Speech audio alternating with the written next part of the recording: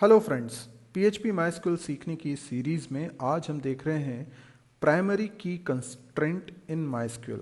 ये हमारा chapter number 12 है। और आज इस लेक्चर को स्टार्ट करने से पहले मैं एक बार रिवाइज़ करा देता हूँ कि हम इस कोर्स में क्या करने वाले हैं। बेसिकली ये कोर्स डिज़ाइन किया गया है वेब एप्लीकेशन बनाना सीखने के लिए। किसी भी वेब एप्लीकेशन को बनाने के लिए जो मिनिमम चीज़ें आपको सीखने की ज़रूरत होती है वो सब कुछ इस कोर्स में कवर हो रही हैं।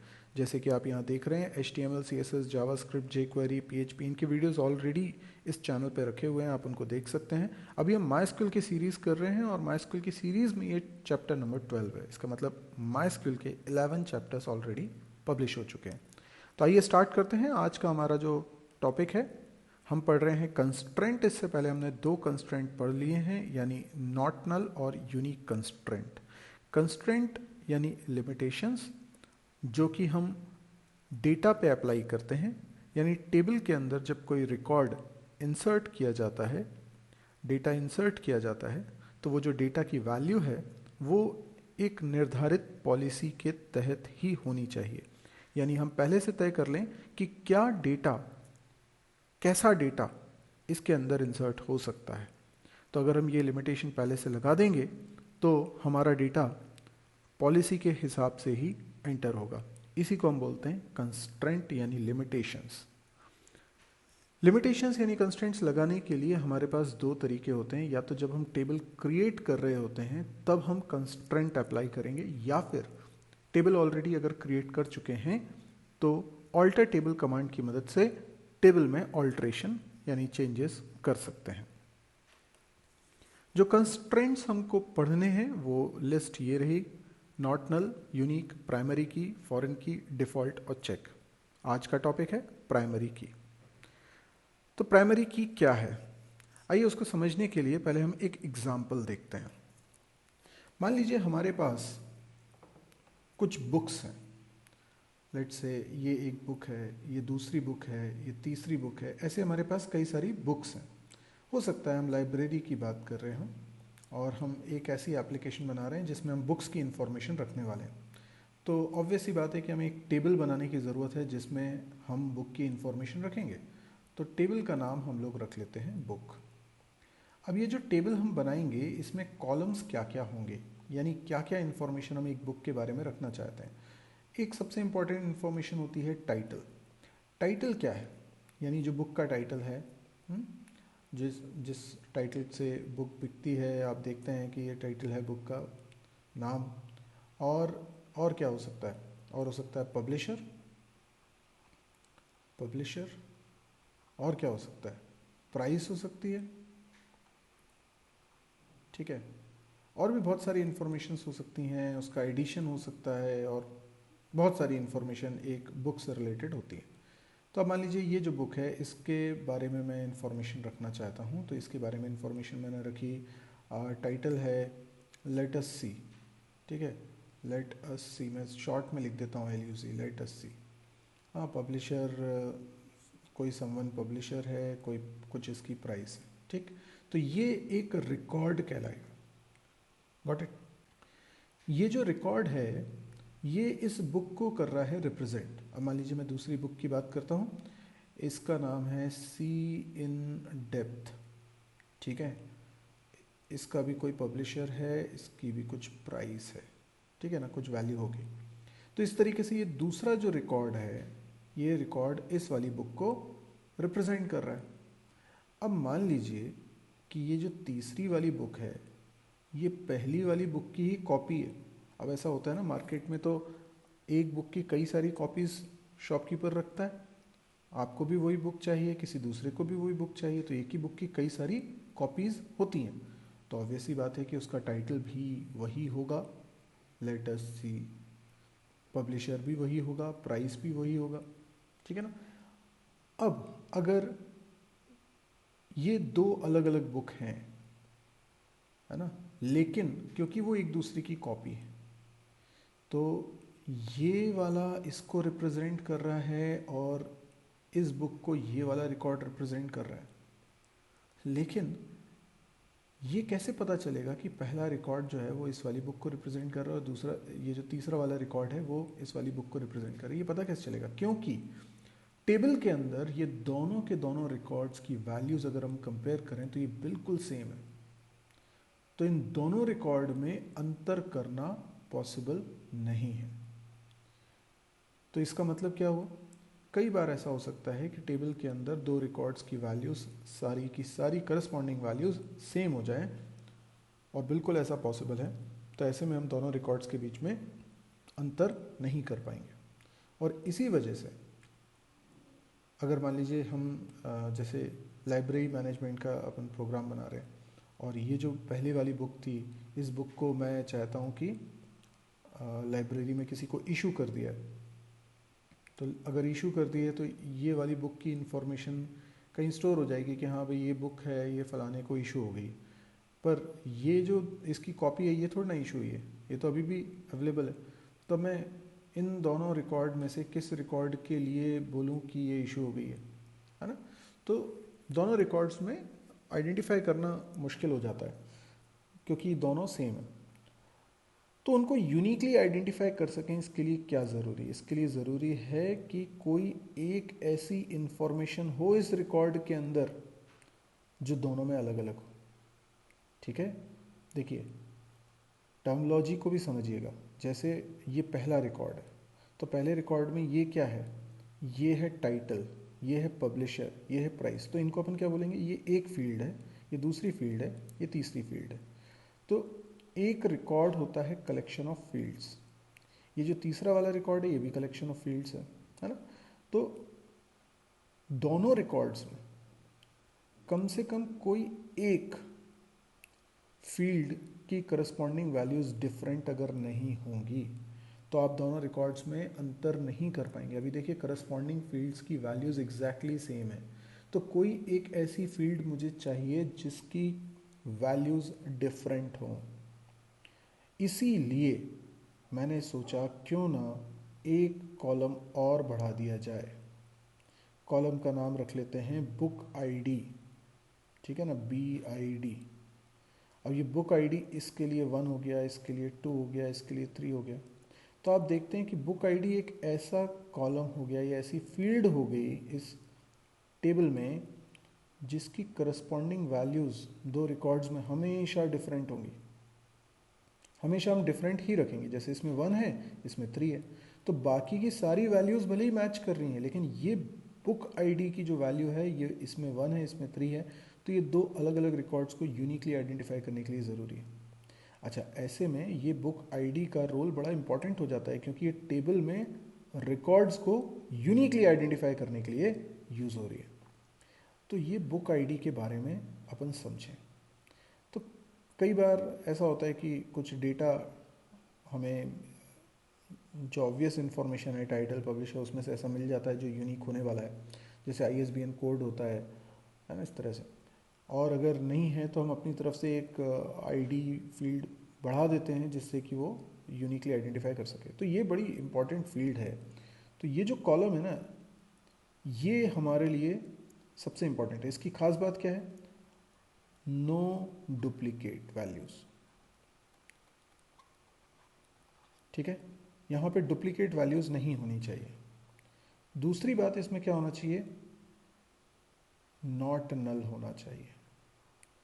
इसमें कभी भी नल वैल्यू नहीं आनी चाहिए, वरना दो रिकॉर्ड्स के बीच में फिर अंतर करना मुश्किल हो जाएगा। यहाँ पे वैल्यू होनी ही चाहिए, हमेशा ही होनी चाहिए, ठीक है। और एक टेबल में बाकी के सारे फील्ड्स इस पे डिपेंड करेंगे, क्योंकि बाकी तो सेम हो सकती हैं लेकिन ये सेम नहीं है। तो यही वो वैल्यू है जो पूरे टेबल में रिकॉर्ड्स को यूनिकली आइडेंटिफाई करने के लिए इस्तेमाल की जा रही है। तो ऐसे कंस्ट्रेंट को जिसमें रिपीटेशन नहीं होगा वैल्यू का और जिसमें नल वैल्यू भी नहीं आ सकती, वो हम बोलेंगे प्राइमरी की। प्राइमरी की मतलब ये एक ऐसा कंस्ट्रेंट हो गया कि ये वैल्यू सबसे खास है पूरे टेबल में और इसी से रिकॉर्ड्स यूनिकली आइडेंटिफाई होंगे। हर टेबल में हमें प्राइमरी की बनानी चाहिए जिससे कि हम उस टेबल के रिकॉर्ड्स को यूनिकली आइडेंटिफाई कर सकें। अब कुछ सवाल हैं जो आपके मन में आ सकते हैं, जैसे कि एक ही टेबल में क्या एक से ज़्यादा प्राइमरी की हो सकती हैं? नहीं हो सकते। एक टेबल में एक से ज़्यादा प्राइमरी की नहीं हो सकती। फॉर एग्ज़ाम्पल आपने सोचा कि यहाँ ISBN कोड भी रख लें, हुँ? तो इसको भी प्राइमरी की बना दें, इसको भी प्राइमरी की बना दें। No, this is not possible. Table में कोई एक ही प्राइमरी की होगी। हाँ, ऐसा हो सकता है कि दो कॉलम को या दो से ज़्यादा कॉलम को मिलाकर कलेक्टिवली प्राइमरी की बना लें, तो वो प्राइमरी की तो एक ही कहलाएगी ना, भले ही दो कॉलम को मिला के बना रहे हैं, है ना। तो कई बार हम एक से ज़्यादा कॉलम को मिलाकर एक सिंगल प्राइमरी की बना सकते हैं, लेकिन दो अलग अलग प्राइमरी की एक ही टेबल में नहीं हो सकती, क्योंकि नाम से समझ में आ रहा है प्राइमरी की। अब घर में मुखिया दो नहीं होते, एक ही होता है, ठीक है। तो प्राइमरी की का मतलब ये हुआ कि एक टेबल में कोई एक कॉलम को या दो कॉलम को मिलाकर या तीन कॉलम को मिलाकर या दो से ज़्यादा कॉलम्स को मिलाकर एक प्राइमरी की बनेगी, ठीक है। तो अभी अपन ने जो कुछ समझा है उसको जरा पॉइंट वाइज अपन देख लेते हैं। द प्राइमरी की constraint uniquely identifies each record in a database table. बिल्कुल आपको समझ में आया कि प्राइमरी की कंस्ट्रेंट एक ऐसा खास कंस्ट्रेंट है जो रिकॉर्ड्स को यूनिकली आइडेंटिफाई करता है, मतलब हर दो रिकॉर्ड में फ़र्क करने के लिए इस्तेमाल होने वाला एट्रीब्यूट है। A primary key column can not contain null value, ये भी अभी हमने समझा कि इसमें नल वैल्यू नहीं हो सकती। प्राइमरी की मस्ट कंटेन यूनिक वैल्यूज, हर वैल्यू उसकी यूनिक होनी चाहिए। अच्छा, इससे पहले हमने यूनिक कंस्ट्रेंट पढ़ा था, आपको याद हो, यूनिक कंस्ट्रेंट आप जब अप्लाई करते हैं तो उसमें नल वैल्यूज अलाउड होती हैं, प्राइमरी की में अलाउड नहीं होती। दूसरी बात, एक टेबल में एक से ज़्यादा यूनिक कीज हो सकती हैं, लेकिन प्राइमरी की कोई एक ही होगी। Each table should have a primary key and each table can have only one primary key. Syntactically ये ज़रूरी नहीं है कि टेबल में प्राइमरी की हो।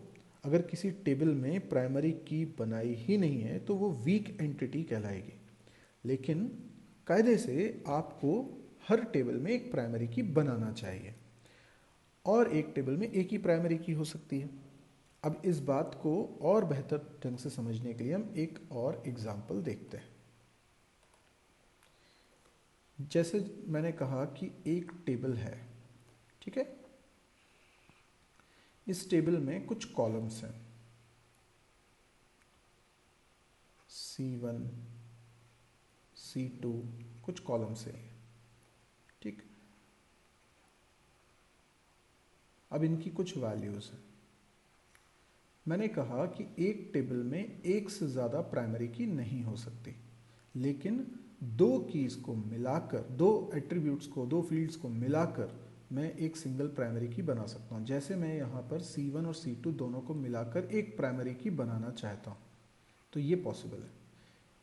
दोनों को अलग अलग प्राइमरी की बोलना और कंबाइंडली प्राइमरी की बोलने में क्या फ़र्क है? जैसे मैंने अगर केवल कॉलम 1 को प्राइमरी की बोला होता तो कॉलम 1 में वैल्यू रिपीट नहीं हो सकती थी। कॉलम 2 को अकेले को अगर मैंने प्राइमरी की बोला होता तो कॉलम 2 की वैल्यूज रिपीट नहीं हो सकती थी।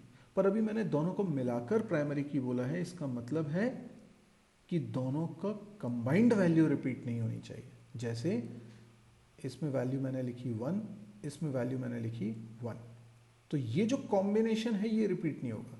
यहाँ पर 1 है, यहाँ पे 2 है, तो ये कॉम्बिनेशन तो डिफरेंट हो गया ना। ऊपर कॉम्बिनेशन था 1 1, यहाँ है 1 2, तो ये डिफरेंट है।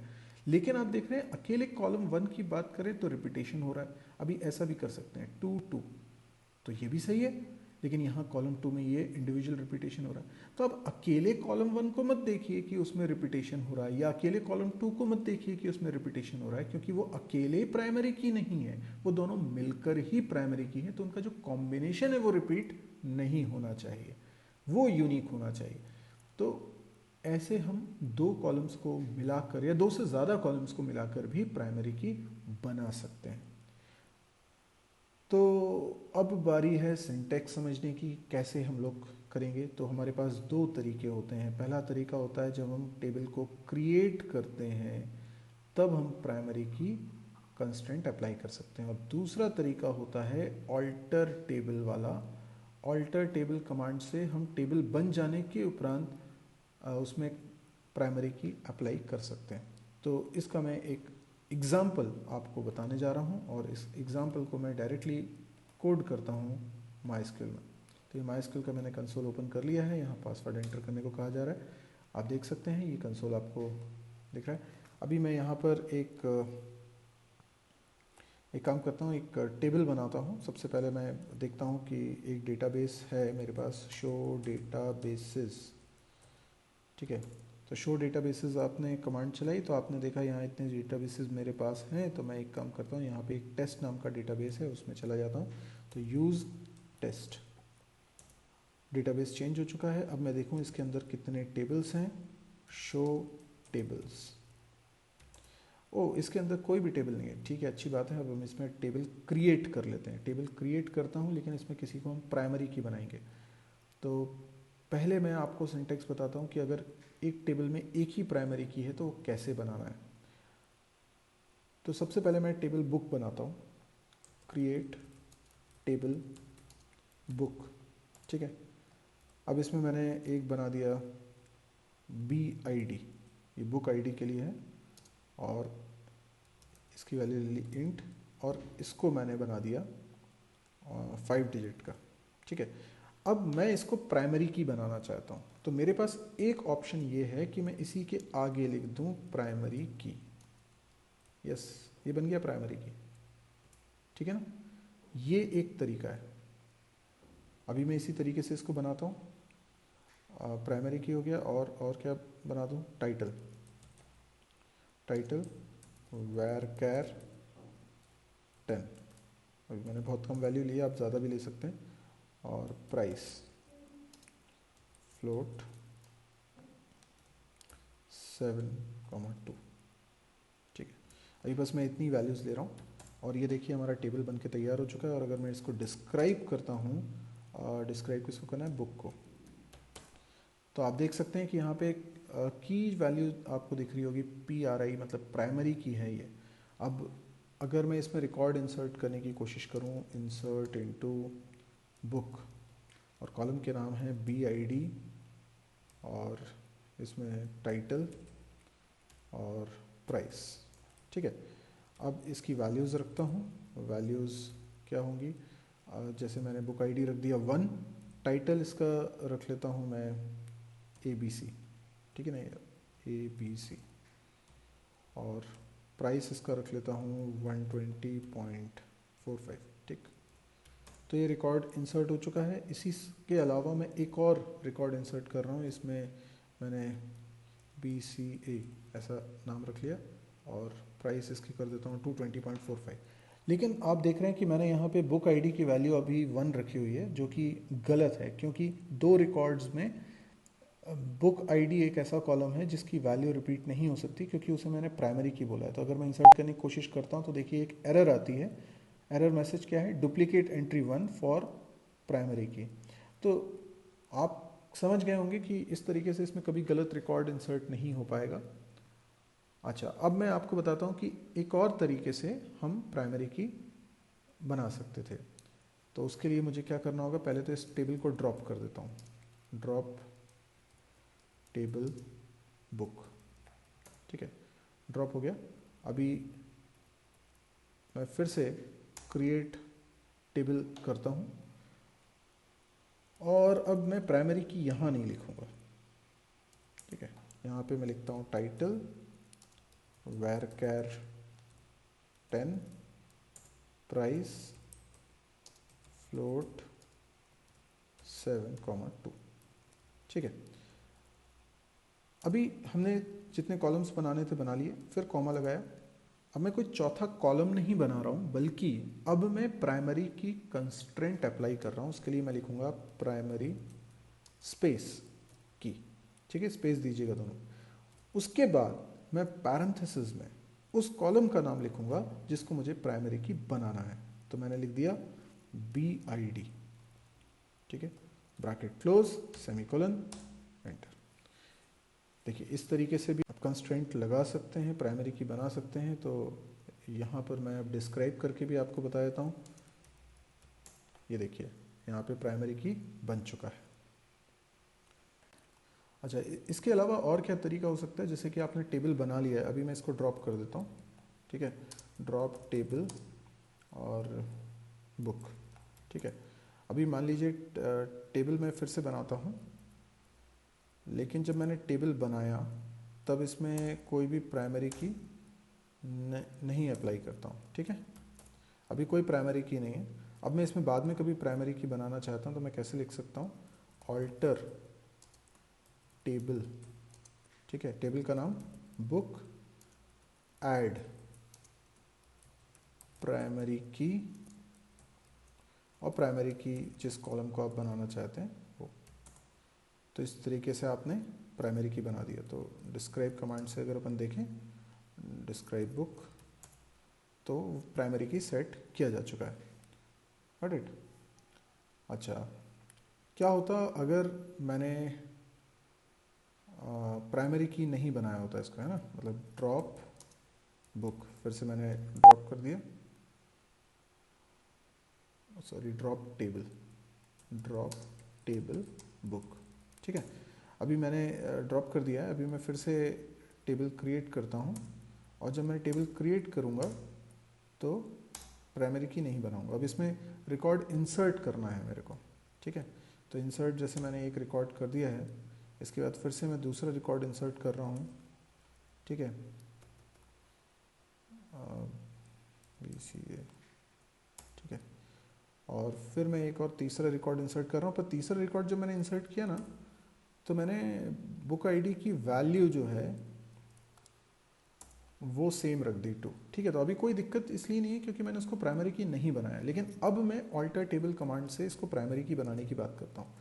Alter table book, add primary key BID, ठीक है। तो अब इसमें एरर आ रही है क्योंकि इसमें ऑलरेडी रिकॉर्ड्स हैं, और रिकॉर्ड्स जो हैं वो होना प्रॉब्लम नहीं है, पर उसमें रिपीटेशन है। मतलब अगर मैं इसको प्राइमरी की बनाता हूँ तो यहाँ पे दो वैल्यू सेम नहीं हो सकती हैं। अच्छा, अगर ये दो वैल्यू सेम नहीं होती तो ये alter table command successfully run हो जाती, क्योंकि उसमें कोई भी प्राइमरी की के रूल को वायलेट करने वाली वैल्यूज़ नहीं रखी हैं। तो इस तरीके से आपने देखा प्राइमरी की क्या होता है, और इससे जुड़े सिंटैक्सेस को भी आपने समझा। आई होप आपको ये लेक्चर पसंद आया होगा, समझ में आया होगा। तो यदि आपको पसंद आया तो आप इसको लाइक करिए। यदि आपको लगता है कि इस तरह के और वीडियोस आप देखने में इंटरेस्टेड हैं तो इस चैनल को ज़रूर सब्सक्राइब करिए। इसके अलावा मेरी एक वेबसाइट है www.mysirji.com, इसको ज़रूर से विजिट करें, क्योंकि यूट्यूब पे जो आप वीडियो देख रहे हैं हो सकता है कि आप इसमें कोई एक चैनल को ही देख रहे होंगे। मेरे एक से ज़्यादा चैनल्स हैं यूट्यूब पे, और ये सारे के सारे वीडियोस का एक ही जगह पर मैंने लिंक रखे हुए हैं, और वो है मेरी वेबसाइट mysirji.com। तो आपको ढूंढने में दिक्कत नहीं जाएगी, और सिस्टमेटिकली ये भी पता चल जाएगा किस वीडियो के बाद आपको कौन सा वीडियो देखना है। इसके अलावा इस साइट पे अगर आप आते हैं तो आपको और भी कई फ़ायदे मिलेंगे, जैसे आपको कैंपस प्रिपरेशन से रिलेटेड काफ़ी सारा मटेरियल मिलेगा, टेक्स्ट नोट्स मिलेंगे, मतलब वीडियोस के अलावा भी बहुत सारा कंटेंट मिलेगा। तो आप इसको विजिट करें। अगर आपको पसंद आए तो आप प्लीज़ इसको शेयर भी करिए। आप अपने फेसबुक वॉल पे इसके लिंक को पेस्ट कर सकते हैं, या आप वीडियो के लिंक को पेस्ट कर सकते हैं, जिससे ज़्यादा से ज़्यादा लोगों तक ये पहुँचे। क्योंकि एक तो ये फ्री ऑफ कॉस्ट है, दूसरा ये हिंदी में है, तो मैं समझता हूँ कि ये कई लोगों के काम आ सकता है। Thank you.